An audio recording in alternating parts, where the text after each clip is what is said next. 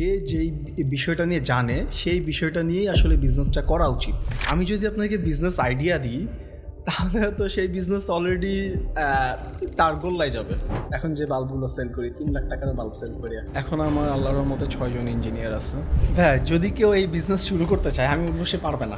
এমন কোনো ওয়ার্ল্ডে কোম্পানি নাই যে যার কাছে আমার মেল যায় নাই বা তারা আমাকে রিপ্লাই দেয় নাই, বলে ভাই চাইনিজ প্রোডাক্ট বাংলাদেশে চলবে না।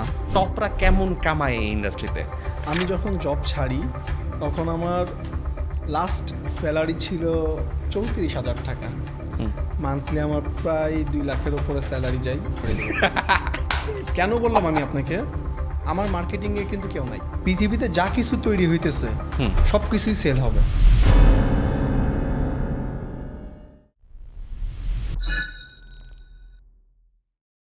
আসসালামু আলাইকুম এভরিওয়ান, আমি সাইদ মাহমুদ। আপনাদের সবাইকে cross border podcast powered by মুভনে আপনাদেরকে স্বাগতম।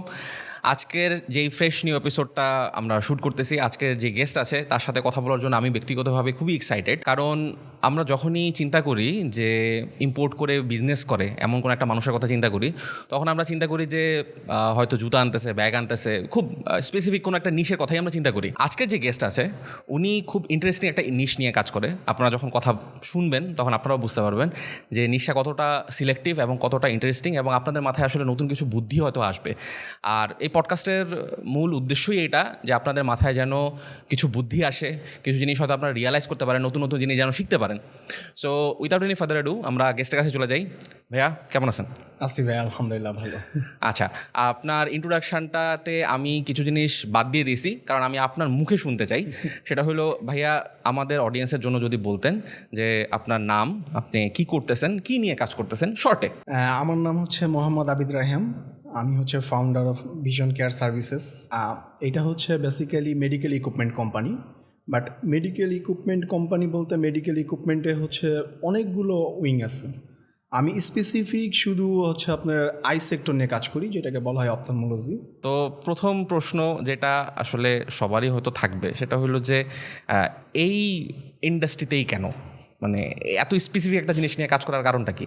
এত স্পেসিফিক বিষয় নিয়ে কাজ করা, আসলে আমি বিজনেসে একটা জিনিস সবসময় মনে করি যে যেই বিষয়টা নিয়ে জানে সেই বিষয়টা নিয়েই আসলে বিজনেসটা করা উচিত। যেমন আমি অনেক গ্রুপের সাথে অ্যাড আছি ফেসবুকে, অনেকে জিজ্ঞাসা করে আমি কি বিজনেস করব, আমার কাছে টাকা আছে আমি কি বিজনেস করব। আসলে এটা মানে খুবই রিডিকুলাস একটা কোশ্চেন। হ্যাঁ, আমি যদি আপনাকে বিজনেস আইডিয়া দিই তাহলে তো সেই বিজনেস অলরেডি তার গোল্লায় যাবে। সো আমি এই সেক্টরে আসলে প্রায় 9 বছর ধরে সার্ভিস ইঞ্জিনিয়ার ছিলাম। 9 বছর জব করছি। জব করার পরে এই বিজনেস সম্বন্ধে, যেহেতু আমি সার্ভিস ইঞ্জিনিয়ার ছিলাম, সো মেশিনারিজ সম্বন্ধে আমার ভালো আইডিয়া আছে, মার্কেট সম্বন্ধেও আমার ভালো আইডিয়া আছে। সো 9 বছর পরে কিন্তু আমি বিজনেস স্টার্ট করছি। আমি এই সেক্টরটা জানি, চিনি, তাই আমি এই সেক্টরেই বিজনেসটা স্টার্ট করছি। আচ্ছা, ভাইয়া বলতেছিলেন যে 9 বছর যাবৎ চাকরি করছেন, তাহলে ব্যবসা কতদিন চলতেছে? আমি অ্যাকচুয়ালি হচ্ছে আপনার 2011 থেকে আমি জব স্টার্ট করি। সো এখন 2016, সো অলমোস্ট 15 ইয়ার্স গন। এই সেক্টরেই হচ্ছে আমি 15 বছর আছি। সো 9 বছর যদি বাদ দেন তাহলে 6 বছর। 6 বছর ধরে কাজ করতেছেন, খুবই ইন্টারেস্টিং বিষয়। তার মানে বিষয়টা কি এরকম যে আপনি যে একটা কথা বললেন না যে অনেকে এসে আপনার কাছে বিজনেসের আইডিয়া চায়, এই জিনিসটা আসলে অনেকের সাথেই ঘটে, যেমন আমার সাথেও ঘটে। অনেকে এসে বলে যে ভাইয়া আমার কাছে টাকা আছে, আমি কি প্রোডাক্ট নিয়ে কাজ করবো, আমাকে আইডিয়া দেন। এখন আমি সবাইকে যে অ্যান্সারটা দেই ওইটা আসলে এরকম যে বাংলাদেশের কোথাও না কোথাও বা বিশ্বের কোথাও না কোথাও এমন মানুষও আছে যে সুই সুতা ইম্পোর্ট করে বা সুই সুতার ব্যবসা করে, সেও হয়তো কোটিপতি। কিন্তু এখন আমি আপনাকে যদি বলি যে সুই সুতা আনেন, সুই সুতা বিক্রি করেন, আপনি হয়তো পারবেন না, কারণ আপনার ওই ডোমেনে নলেজ নাই। সো ডোমেনে knowledge is very important. Domain knowledge ছাড়া আসলে হয়তো আগানো উচিত না। সো আপনার এই যেই চাকরি থেকে আপনি বিজনেসে শিফট করলেন, কোন মোমেন্টে গিয়ে আপনার আসলে মনে হয়েছে যে হ্যাঁ এখন শিফট করা যায়? কারণ এই কোশ্চেনটা খুবই কমন। প্রচুর মানুষ আছে এই মুহূর্তে ঢাকা শহরে যারা চাকরি করে, হয়তো যেই ধরনের ইনকাম উনি এক্সপেক্ট করতেছে সেটা করতে পারতেছে না, বা চাচ্ছে যে নিজের কিছু একটা হোক। সো সবার এই একটা সিদ্ধান্ত পৌঁছাইতে হয় যে আমি কোন সময়ে চাকরি ছাড়বো, বিজনেসে শিফট হব। তো আপনি কিভাবে, কখন এটা ডিসাইড করলেন যে হ্যাঁ এখন ইটস টাইম, আমি বিজনেসে শিফট করতে পারি? ভাইয়া ছোটকাল থেকে আসলে আমার ইচ্ছা ছিল যে আমি বিজনেস করব। আচ্ছা একদম ছোটকাল থেকে আমাকে যখন আমার আম্মু ছিলেন হচ্ছেন কৃষি ব্যাংকের অফিসার, আমার বাবা বিজনেস করতেন। আচ্ছা আসলে মানে 90s-এর যারা কিডস তারা আসলে বুঝতে পারে, কাউকে যদি জিজ্ঞাসা করা হয় আপনি কি হবেন, সবাই বলবে যে সরি তুমি কি হবা, সবাই বলবে যে আমি ডাক্তার হব, ইঞ্জিনিয়ার হব। আমি বলতাম আমি বিজনেস করব। আমার আম্মু মাঝে মাঝে খুব রেগে যেত, হ্যাঁ বিজনেস করবে। মানে তখন আসলে বিজনেসটা ক্যাটাগরিটাকে ধরা হয়তো অনেক লো ক্যাটাগরি, মানে যারা বিজনেস করে আনসার্টেন, সোজা কথা হলো আনসার্টেন, যারা যে শিক্ষিত কোনো কিছু তার মানে হতে পারে। তারা হয় ইঞ্জিনিয়ার হবে, না হলে ডাক্তার ডাক্তার হবে, হবে। না হলে কিছু একটা হবে, জব করতে হবে, এই তাদের মধ্যে এমন একটা ইয়া ছিল। সো আমার যেটা ফার্স্টে থেকে আমার যেটা ফোকাস ছিল যে আমি বিজনেস করব, কারণ আমার কুষ্টিয়া ডিস্ট্রিক্ট হচ্ছে কুষ্টিয়া থানা ভেড়ামারা। ওইখানে আমাদের একটা ভাইয়া ছিলেন, অনেক উঁচা লম্বা এবং খুব সুন্দর। আচ্ছা সে তার বাবার বিজনেস দেখাশোনা করতো। আচ্ছা আসলে ফার্স্টে তাকে দেখে আমার ইচ্ছা হয় যে আমিও বিজনেস করব। হ্যাঁ তাই যখন আমি আসলে চাকরি শুরু করি, বেশ কিছুদিন চাকরি করছি, কিন্তু মনের মধ্যে তো সেই সুপ্ত বাসনাটা ছিলই যে বিজনেস করব। তা আমি যখন চাকরি করতাম তখন কিন্তু প্রায় 2-3-4 বছর পরে থেকে আমি অনেক প্রোডাক্ট সার্চ করতাম, মানে রাত 2টা 3টা 4টা পর্যন্ত আমি প্রোডাক্ট সার্চ করতাম যে কি সেক্টরে কি মেশিন নিয়ে কাজ করা যায়। পরে আমি আস্তে আস্তে যখন মানে আমি চাকরি করতেও কিন্তু আমি ছোটোখাটো কিছু বিজনেস করতাম, এই সেক্টরের। এই সেক্টরে করতাম। মানে এটা অনেকে বলতে পারে এটা আনইথিক্যাল, কারণ হচ্ছে আমি সেম সেক্টরে জব করে সেম সেক্টরে হচ্ছে বিজনেস করতেছি।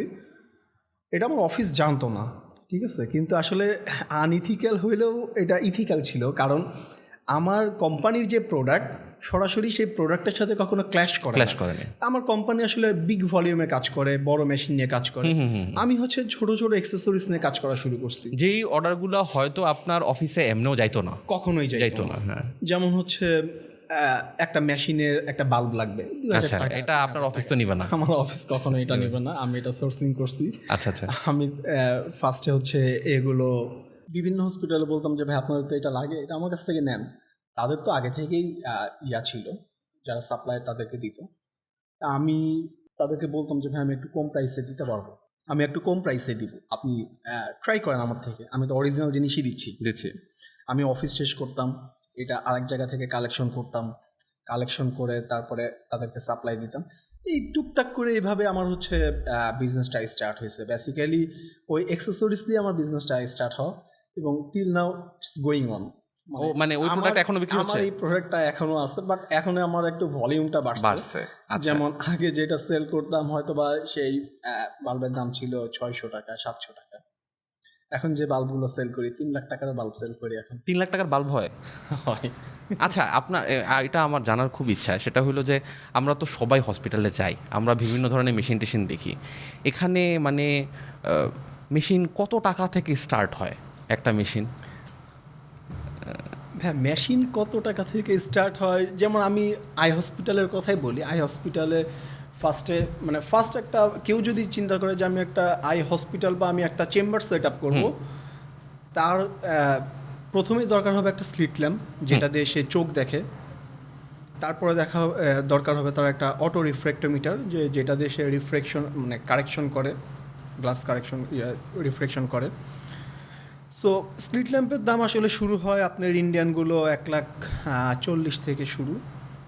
আবার যেটা সবচেয়ে দামি হ্যাগি স্ট্রিট, সেটা মনে হয় এখন 12-13 লাখ টাকা বা 14 লাখ একটা মেশিনের দাম? একটা মেশিনের দাম। আপনি আনছেন? আমি আনি, স্প্লিট ল্যাম্প তো আমার আছে। আচ্ছা আচ্ছা, ওকে। তারপর অটো রিফ্লেক্টোমিটারের দাম চাইনিজগুলো 1,80,000, কোরিয়ানগুলো 4,50,000-75,000 এরকম। আচ্ছা, তাহলে আপনি যে বলতেছেন 7-8 লাখ, যে চায়না, কোরিয়ান, জাপান, তা আপনি প্রোডাক্টগুলো কি চায়না, কোরিয়া, জাপান এই দেশগুলো থেকে আনেন নাকি দেশে থেকে আপনি কিনেন? মানে এই জিনিসগুলো আনেন কিভাবে আপনি? না, আমি এগুলো আসলে হচ্ছে বাইরে থেকেই সোর্সিং করি। সোর্সিং বলাটা ভুল হবে, আমি হচ্ছে তাদের ডিস্ট্রিবিউটর। আচ্ছা আচ্ছা মেডিকেল ইকুইপমেন্টে আসলে আপনি চাইলেই যে কোনো কোম্পানির প্রোডাক্ট আপনি আনতে পারবেন না। ওকে। কেন পারবেন না? কারণ হচ্ছে এইটা পেছনে আপনাকে সার্ভিসটা ইনশিওর করতে হবে। হ্যাঁ হ্যাঁ হ্যাঁ। সার্ভিসটা ইনশিওর করতে গেলে আপনাকে একটা অফিস সেট আপ দিতে হবে, আপনার ইঞ্জিনিয়ার থাকতে হবে, আর ফিক্সড প্রিন্সিপাল নিয়ে কাজ করবে। আপনি আজকে ওনার থেকে মাল নিচ্ছেন বা প্রোডাক্ট নিচ্ছেন, 2 দিন পরে আর একটা প্রিন্সিপাল এসে আপনাকে বলছে আমি তোমাকে কম দামে দিচ্ছি। বিষয়টা আসলে এমন না। যেমন আমরা ফিক্সড কিছু প্রিন্সিপাল নিয়ে কাজ করি, আমি তাদের থেকে এই প্রোডাক্টগুলো আনি এবং তারা আমাকে সব ধরনের সাপোর্ট দেয়। কারণ আমরা যখন দিই তখন 1 বছরের ওয়ারেন্টি থাকে, কোনো স্পেয়ার পার্টস দরকার হলে তাদের কাছ থেকে নিতে হয়। আচ্ছা, তাহলে আপনি যে বললেন যে এখানে প্রোডাক্ট সোর্সিং বা ইম্পোর্টেড থেকে সার্ভিস ইনশিওর করাটা বেশি জরুরি। সো আপনি যে সার্ভিস ইনশিওর করেন ওটার জন্য আপনার যে ইঞ্জিনিয়ার্স আছে, আপনার মানে ওইটা কি আপনি নিজেই ইনশিওর করতেছেন নাকি আপনার আলাদা ইঞ্জিনিয়ারিং টিম আছে? ভাই আমি যেহেতু আসলে সার্ভিসে জব করতাম, আমি ব্যাকগ্রাউন্ড আমার ইঞ্জিনিয়ার। ফার্স্টে তো আমি একাই শুরু করছি, তারপরে নিশাত নামে আমার একজন ইঞ্জিনিয়ার আছে, ও এখন টোটাল জিনিসটা হচ্ছে টেক কেয়ার করে আমার আচ্ছা, আচ্ছা। সার্ভিস সেক্টরটা। ওকে নিয়ে শুরু করলাম। এখন আমার আল্লাহর মতে 6 জন ইঞ্জিনিয়ার আছে। আচ্ছা আচ্ছা আচ্ছা আচ্ছা এখন আমি রিটায়ার। আচ্ছা, আপনি এখন সার্ভিস ইনশিওর করেন না? আচ্ছা, তাহলে করি না সেটা বলবো না, করি মাঝে মাঝে। তাহলে এই মুহূর্তে আপনার কোম্পানিতে আপনার মূল দায়িত্ব কি? সেই ক্ষেত্রে যদি বলতে যান তাহলে Sales দেখতেছেন? আমি এখন আমার অফিসের একটা রিটায়ার্ড পারসন বলা চলে। কারণ আচ্ছা। আমি সেলস আমি দেখি, আর সেলসও দেখি, সার্ভিসও দেখি। সার্ভিস কোনো কল আসলে তখন এগুলো আমি ডিস্ট্রিবিউট করে দিই আমার ইঞ্জিনিয়ারকে। হুম। তারপরে শিপিংটা দেখি, সাপ্লাই চেইন ম্যানেজমেন্ট সব কিছুই মোটামুটি আমিই দেখি আর কি। Okay. কিন্তু আমার টিম আছে, টিম আছে। ডেলিগেট করেন, টিমও আছে, নিজেও করতে পারেন চাইলে। এখন একটুখানি ব্যাকে যাই, আপনার ওই যে বলতেছিলেন যে 10 লক্ষ টাকা, 12 লক্ষ টাকা, 20 লক্ষ টাকারও প্রোডাক্ট আছে। সো আপনি যখন বলতেছিলেন যে আপনি জব করেন, সো আপনি এই যে বিজনেসের দিকে গেলেন, আপনি যখন বিজনেসটা শুরু করছেন, এই প্রোডাক্টগুলো আপনার আনতে হয়েছে, বিক্রি করতে হয়েছে, এই ক্ষেত্রে আপনি মানে আপনার ক্যাপিটালটা কিভাবে ম্যানেজ করছেন বা শুরু কত টাকা দিয়ে করছিলেন? এই বিজনেস শুরু করে কেউ যদি শুরু করতে চায়, সহজ প্রশ্ন হলো, এই বিজনেস যদি কেউ শুরু করতে চায় তাহলে তার কত টাকা দিয়ে শুরু করতে হবে? ভাই যদি কেউ এই বিজনেস শুরু করতে চায়, আমি বলবো সে পারবে না। সে পারবে না? সে পারবে না। আচ্ছা। কারণ আপনাকে আগে এই বিজনেস সম্বন্ধে আইডিয়া থাকতে হবে, যে এই সেক্টরের মধ্যে আছে সেই বিজনেস করতে পারবে। যেমন আপনি মেডিকেলে অনেক কোম্পানি দেখবেন, তাদের ব্যাকগ্রাউন্ড দেখবেন যে কোনো না কোনো কোম্পানিতে সে চাকরি করে আসছে, হুট করে আসছে আর অফিস খুলে বসছে, সে বিজনেস করতেছে। It's not like that. আচ্ছা। এটা এইভাবে পসিবল হবে না। কারণ আপনাকে ফার্স্টেই আপনি বুঝতেও পারবেন না যে কারা আপনার কাস্টমার। না, এই কাস্টমার খুঁজতে খুঁজতে আপনার জীবন পার হয়ে যাবে। না, এখানে আমি যতটুকু আমার সীমিত জ্ঞান, আপনি কারেক্ট করেন যদি আমি ভুল কথা বলি, সেটা হলো যে এখানে তো নিশ্চয়ই অনেক বড় বড় অর্গানাইজেশন আছে, অনেক বড় বড় কোম্পানিজ আছে। কারণ হসপিটাল বলেন কিংবা এই ধরনের বড় যে জায়গাগুলো আছে, এখানে যে প্রোডাক্টগুলো চায়, এগুলা তো হসপিটাল নিজে সোর্সিং করে বিষয়টা এমন না। নিশ্চয়ই বিভিন্ন এজেন্সি আছে, কোম্পানি আছে, এদেরকে কী ডাকবো আসলে আমি সঠিক জানি না, যারা হইলো তাদের কাছ থেকে টেন্ডারের মতো নিয়ে রাখে যে ভাই যা মাল লাগবে আমি দিব আপনাকে, আমি সাপ্লাই করব। সো আপনার ইন্ডাস্ট্রিতেও নিশ্চয়ই এরকমই সিন। সো ওই যে বড় বড় কর্পোরেট কোম্পানিজগুলা যারা এখানে হয়তো প্রোডাক্ট নিয়ে বসে আছে বা প্রোডাক্টের লাইন অনেক বড়, তাদের সাথে আপনি কিভাবে কম্পিট করেন অ্যাজ এ সিঙ্গেল পার্সন অথবা 6-7 জনের একজন টিম? ওয়েল,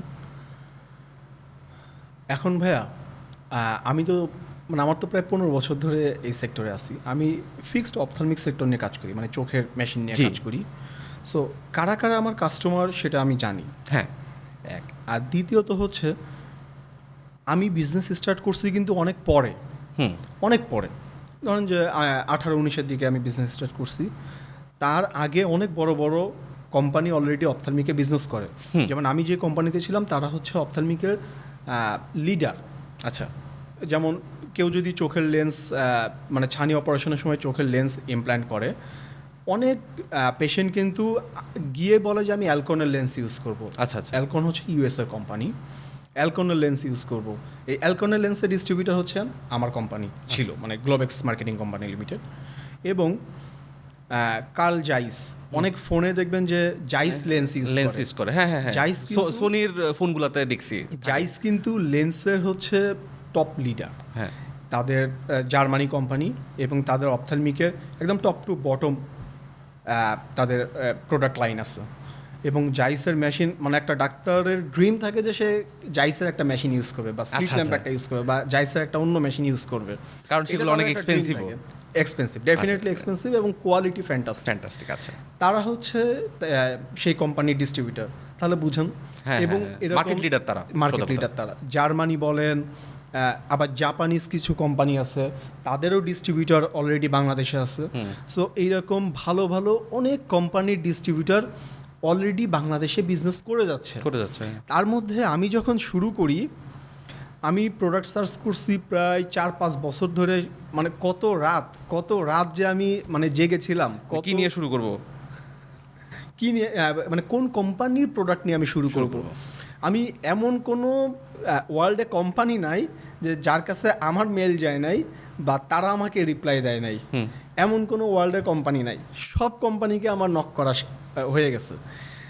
পরে দেখলাম যে না, অলরেডি জাপানিজ বুকড, তারপরে হচ্ছে ইউরোপ, ইউএসএ সব কোম্পানি বুকড। তাহলে আমি, আচ্ছা, বুকড বলতে আমি একটু থামি, মানে সরি, booked বলতে হচ্ছে অন্য কেউ তাদের ডিস্ট্রিবিউটর নিয়ে রাখছে, ওই যে আপনি যে প্রথমে বললেন যে ডিস্ট্রিবিউটরশিপ নিয়ে নিতে রাখছে। হবে। আচ্ছা, Right. আচ্ছা, ওকে, ডিস্ট্রিবিউটরশিপ তাদের আছে। আছে। তাহলে হচ্ছে আমি কিনে শুরু করবো। পরে আমি চাইনিজ কিছু কোম্পানির সাথে কথা বললাম, তার মধ্যে একটা হচ্ছে ক্যাংহুয়া, একটা হচ্ছে সান কিংডম।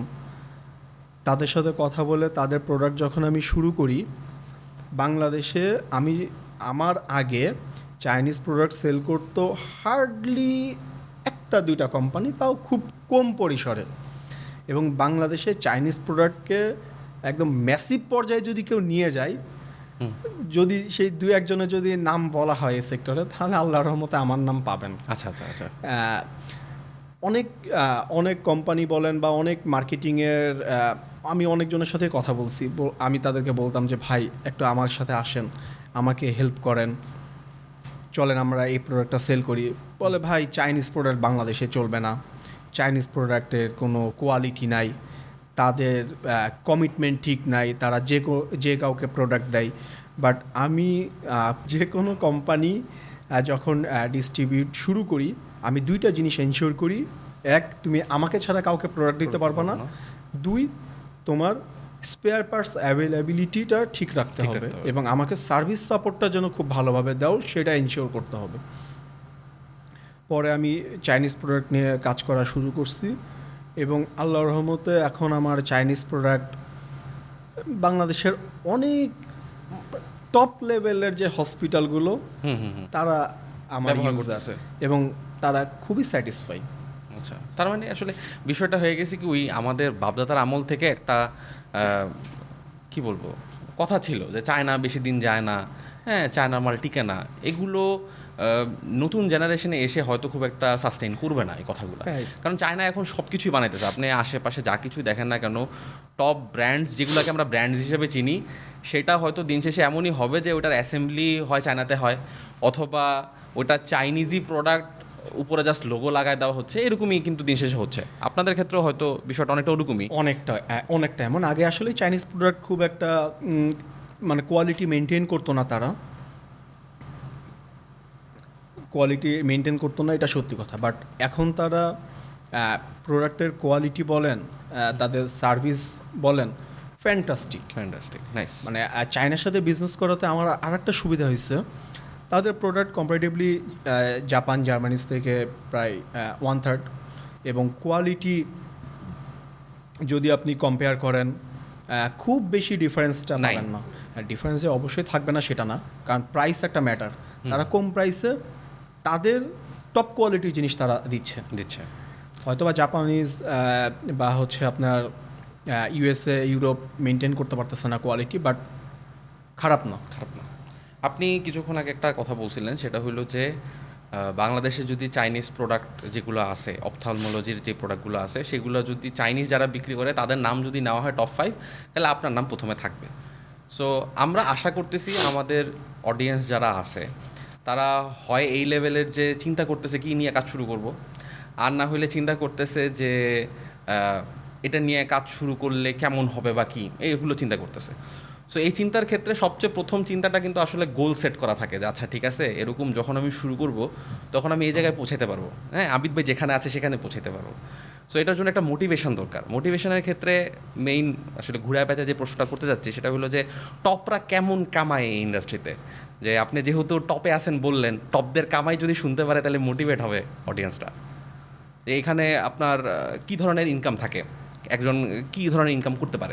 চায়না থেকে যে প্রোডাক্টগুলো ইম্পোর্ট করে এখন বাংলাদেশ মার্কেটে চলতেছে, সেই প্রোডাক্টগুলোর ক্ষেত্রে আপনার যদি নাম নেওয়া হয় তাহলে আপনি টপ 5-এর মধ্যে থাকবেন। সো আমরা জানতে চাচ্ছি যে টপ 5-এ যারা থাকে এই ইন্ডাস্ট্রিতে, যারা এখন নতুন শুরু করবে, তাদের জন্য মোটিভেট করার জন্য আমরা জানতে চাচ্ছি যে টপ 5রা কী ধরনের ইনকাম করে মান্থলি, এখানে কী ধরনের অপরচুনিটি আছে, সেটা হলো আমরা জানতে চাচ্ছি। ভাই আসলে ইনকাম করলে তো অনেক অনেক ইনকাম করা যায়, ইনকামের তো কোনো আসলে শেষ নাই বিজনেসে। হ্যাঁ, কারণ আল্লাহ তাআলা বলছেন যে আমাদের রাসূল বলছেন যে বিজনেসেই হচ্ছে কি বরকত বেশি। বিজনেসে আসলেই বরকত বেশি এবং এটার ইনকামের কোনো শেষ নাই। কিন্তু আমার ইনকাম আসলে একটু কমই বলবো, কারণ আমি কাস্টমার ফ্রেন্ডলি। কাস্টমাররা যাতে বেনিফিট পায়, মানে আমি সবসময় বিজনেস করি উইন সিচুয়েশন, কাস্টমারও উইন করবে, আমিও উইন করব। সো সেই হিসাবে আমার প্রফিট মার্জিনটা একটু কমই বলা চলে।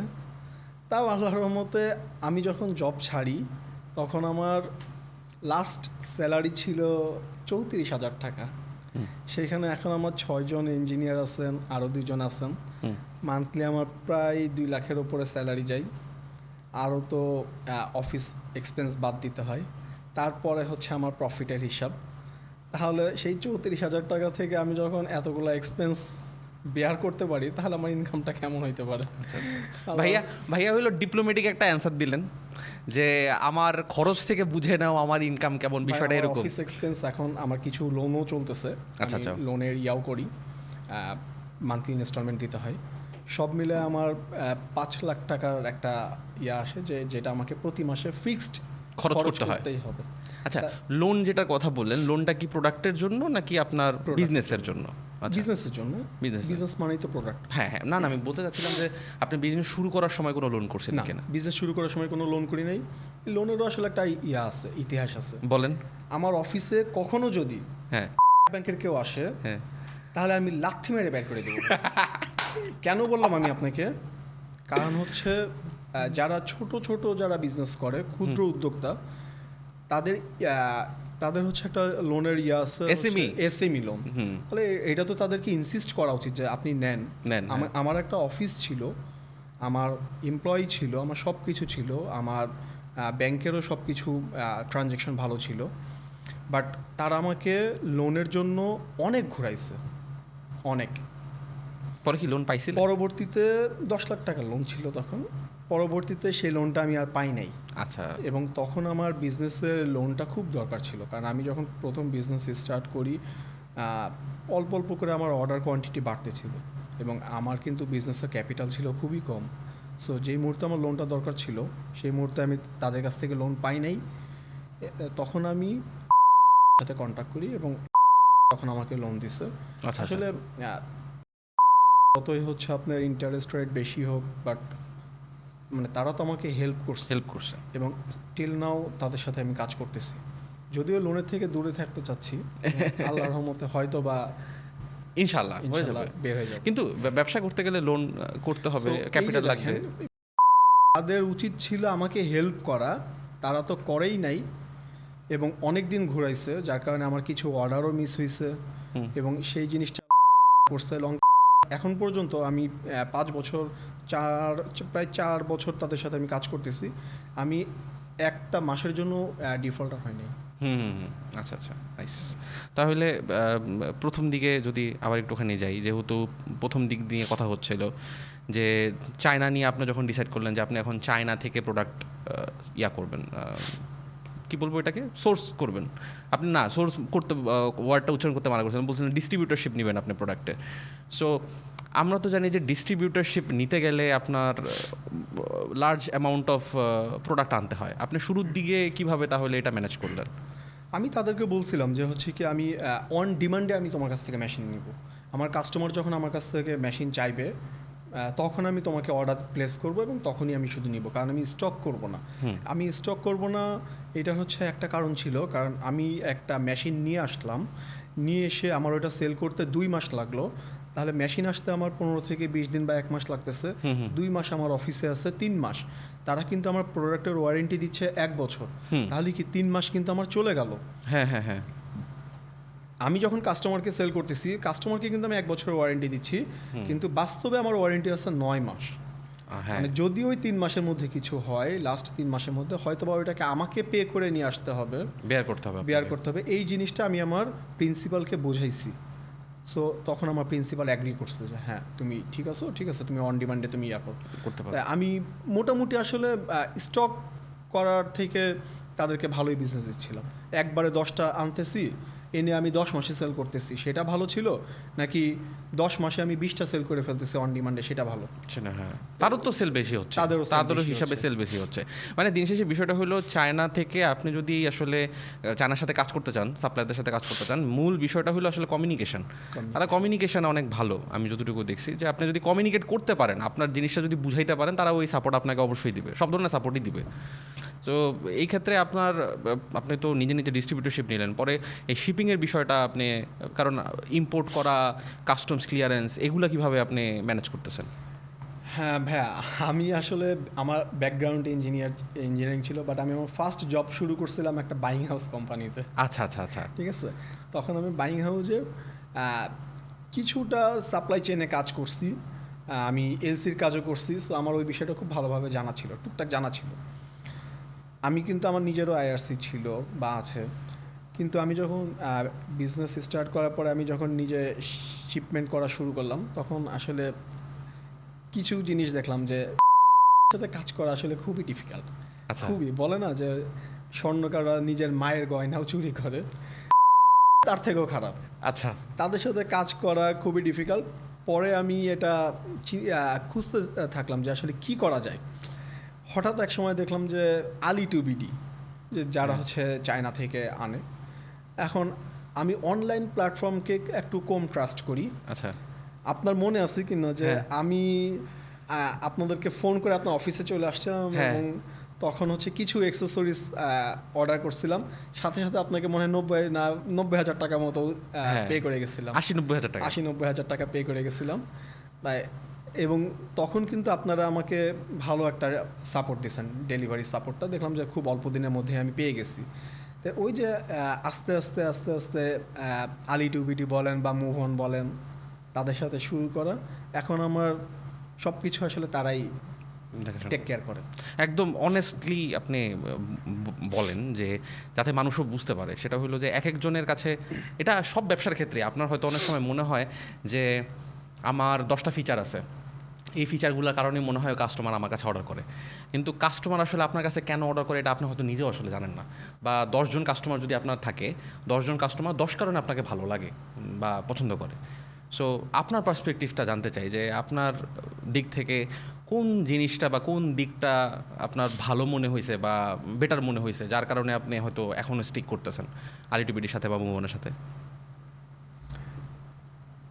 ভাইয়া, তাদের হচ্ছে সার্ভিসটা ভালো, এবং শিপমেন্টে যে দেরি হয় না সেটা না।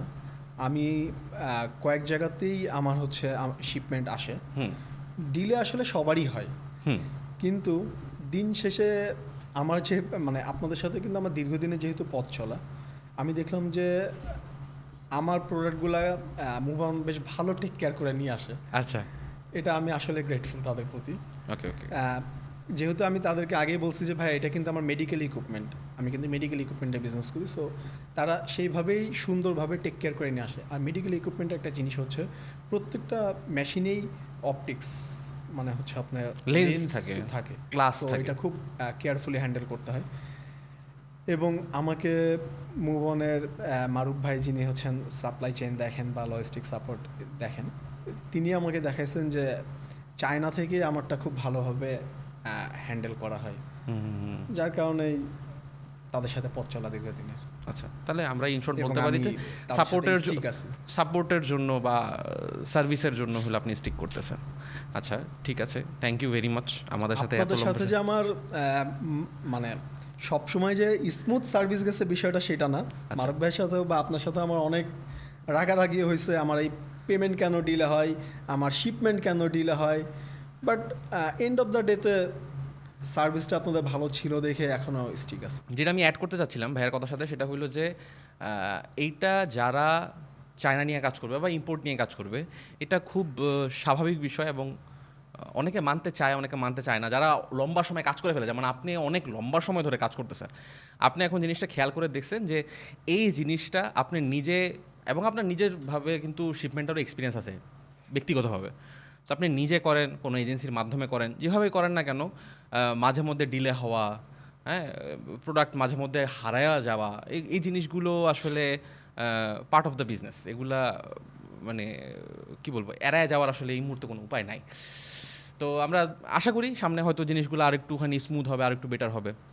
তো আমরা এখন নেক্সট প্ল্যান নিয়ে যদি কথা বলি, আপনার আলহামদুলিল্লাহ বলতেছেন যে 6 বছর হয়ে গেছে বিজনেসের, 6 বছর অলমোস্ট হয়ে গেছে।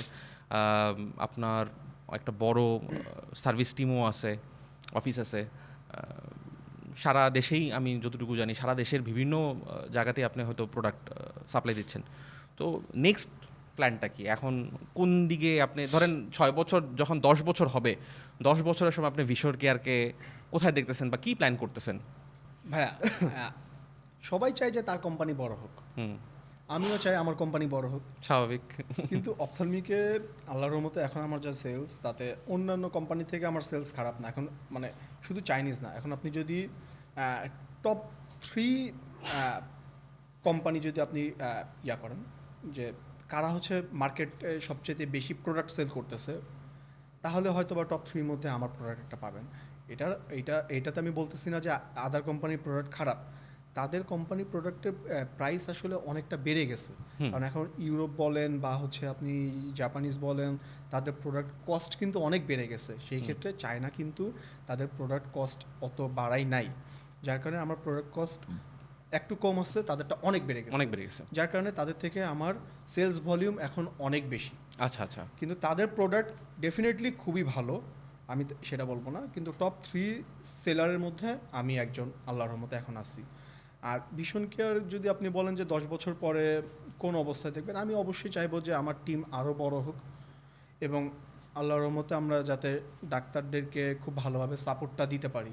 টিল নাও এখন পর্যন্ত আমার কোনো কমপ্লেন আল্লাহর রহমতে মার্কেটে নাই।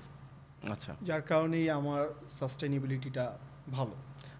যে কোনো বিজনেসে গুডউইল যদি না থাকে, আর যেহেতু এটা আপনার একটা জিনিস আমরা হয়তো বলতে পারি যে আপনার এটা সার্ভিস ফোকাসড একটা ইন্ডাস্ট্রি, আপনার সার্ভিস ইনশিওর করতে হবে। কারণ যেহেতু ডাক্তারদের কাছে বিক্রি করতেছেন, আপনি সার্ভিস ইনশিওর করতে না পারলে সমস্যা, ওয়ারেন্টি গ্যারান্টি এই জিনিসগুলো ইনশিওর করতে না পারলে সমস্যা।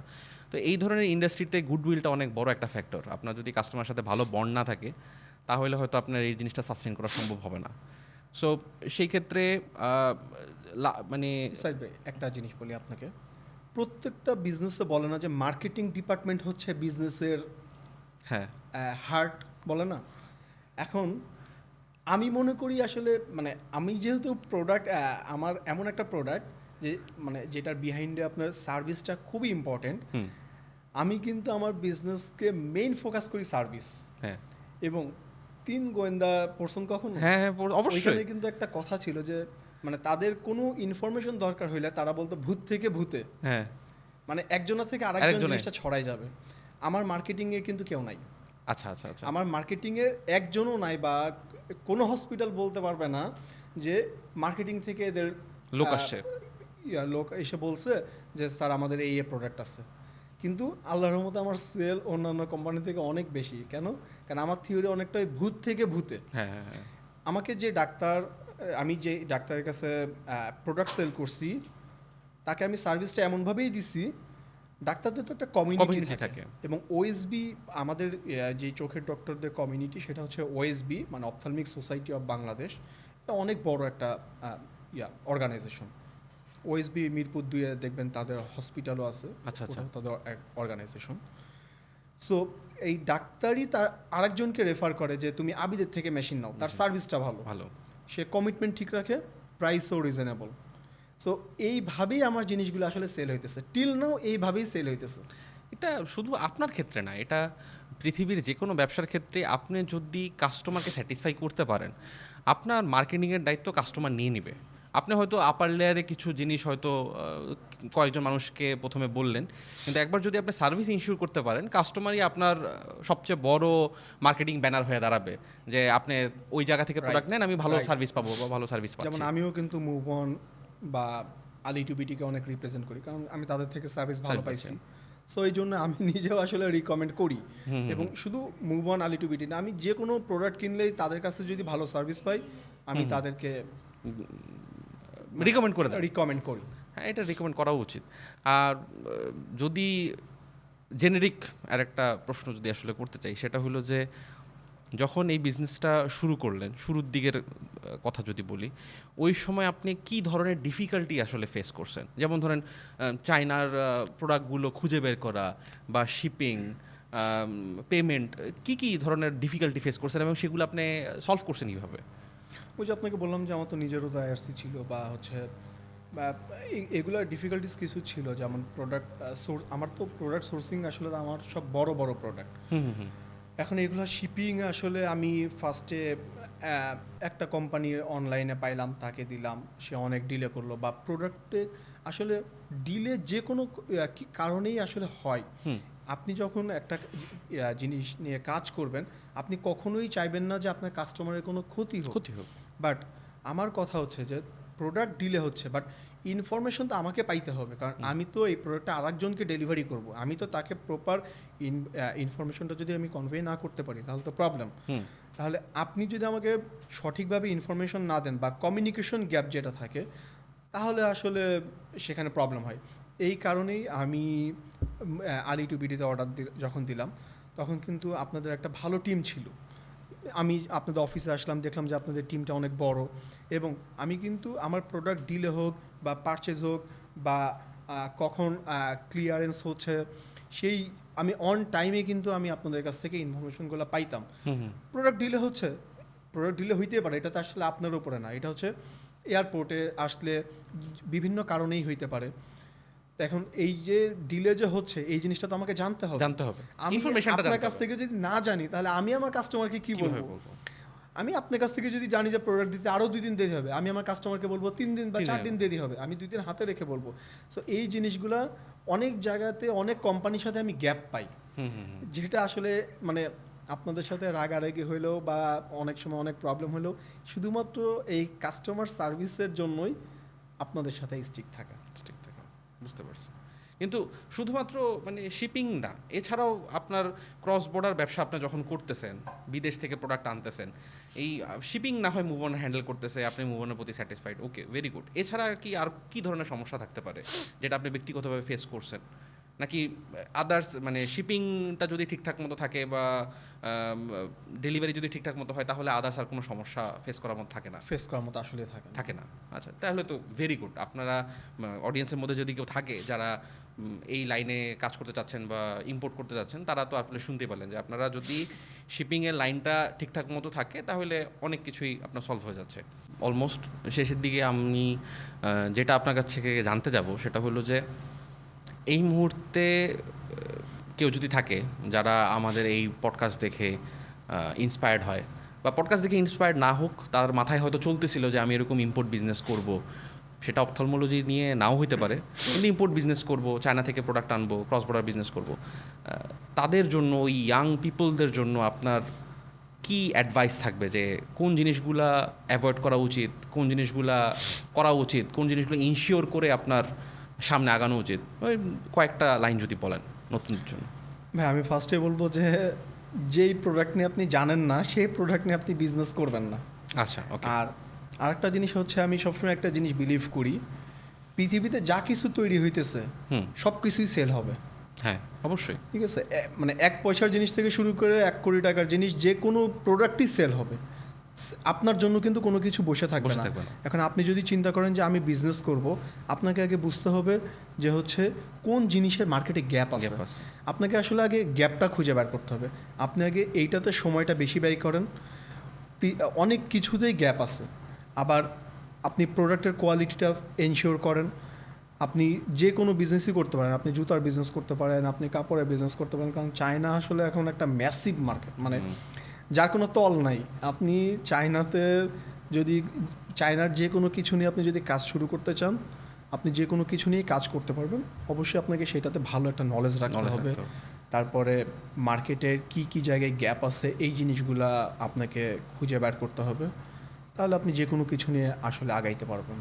আর সবাই বলে যে বিজনেসে ক্যাপিটাল দরকার হয়, বাট সব থেকে যেটা বেশি দরকার হয় সেটা হচ্ছে সাহস। আর আপনার ক্ষেত্রে একটুখানি নেটওয়ার্কও অনেক দরকার। Definitely network. এই ধরনের ইন্ডাস্ট্রির জন্য সাহস নিয়ে আগাবেন তখন আপনি দেখবেন যে আপনার সব কিছু আল্লাহ তাআলা সহজ করে দিচ্ছে। ওকে, থ্যাংক ইউ আবিদ ভাই। আপনার গল্প আমরা শুনলাম। আশা করি গল্পগুলো যারা ইতিমধ্যে কাজ করতেছে বা নতুনভাবে কাজ করা শুরু করবে তাদের অনেক হেল্প আসবে। আর কমেন্টে যদি কোনো প্রশ্ন আমি পাই যে আপনার জন্য স্পেসিফিকভাবে করা হচ্ছে, আমি অডিয়েন্সকে রিকোয়েস্ট করব যে আপনারা যদি জেনুইনভাবে কোনো ধরনের প্রশ্ন করা, কারণ অনেকে হয় কি ট্রাই করে বিজনেস শুরু করতে কিন্তু তার কিছু গাইডলাইনের দরকার হয়। এখন তারা এক্সপেক্ট করে যে আমি এই ইন্ডাস্ট্রিতে অলরেডি যে সফল আছে তার সাথে যদি দেখা করতে পারতাম, কথা বলতে পারতাম, তার কাছ থেকে আমি গাইডলাইনগুলো নিতে পারতাম। সো এখন যেহেতু এই ভিডিওর জন্য বা ইউটিউবের জন্য আপনারা যে কাউকেই বা সোশ্যাল মিডিয়ার জন্য যে কাউকে রিচ আউট করা যায়, অডিয়েন্সের কাছে যেহেতু সুযোগ আছে যে এই ইন্ডাস্ট্রির একজন টপ লিডারের কাছে প্রশ্ন করার। সো আমি আপনাদেরকে রিকোয়েস্ট করবো, আপনাদের যদি প্রশ্ন থাকে জেনুইনলি আপনারা কমেন্ট বক্সে জানান। আমি পার্সোনালি আবিদ ভাইকে রিচ করে আপনাকে ওই প্রশ্নের উত্তর জানিয়ে দেবো। So thank you very much Abid ভাই ওয়ান্স অ্যাগেন আমাদেরকে সময় দেওয়ার জন্য আপনার বিজি শিডিউল থেকে। আশা করি আপনার যেই 10 বছরের যে স্বপ্নটা আপনি দেখতেছেন ভিশন কেয়ার নিয়ে, সেটা সত্য হোক, সফল হোক, আপনার টিম আরও বড় হোক, এবং ইনশাল্লাহ আপনার টিম যখন আরও বড় হবে আমরা সেকেন্ড টাইম আরেকটা ফলো আপ পডকাস্টের জন্য আপনাকে ডেকে নিয়ে আসবো ইনশাল্লাহ।